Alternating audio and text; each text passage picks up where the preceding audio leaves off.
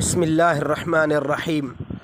میرے محترم سامعین، آج جو میں آپ کی خدمت میں مسئلہ پیش کروں گا وہ ایک دوست نے پوچھا ہے کہ بیوی کے منہ میں نوالا دینا یا بیوی کو اپنے ہاتھ سے کھلانا یہ کیسا عمل ہے؟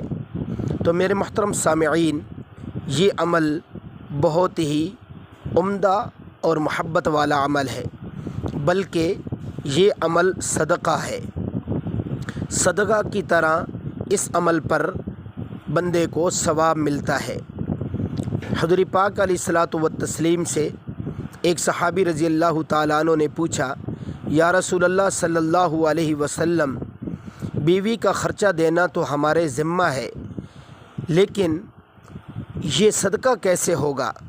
تو آپ صلی اللہ علیہ وآلہ وسلم نے فرمایا کہ اگر یہی نوالا آپ کسی غیر عورت کے منہ میں ڈالیں تو گناہ ہوگا، لیکن اگر یہی نوالا آپ اپنی بیوی کے منہ میں ڈالیں تو ثواب ہوگا اور صدقہ ہوگا۔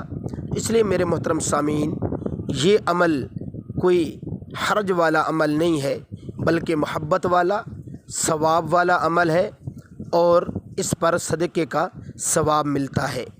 اللہ رب العزت محبتوں سے ہمیں ایک دوسرے کے ساتھ رہنے کی توفیق عطا فرمائے۔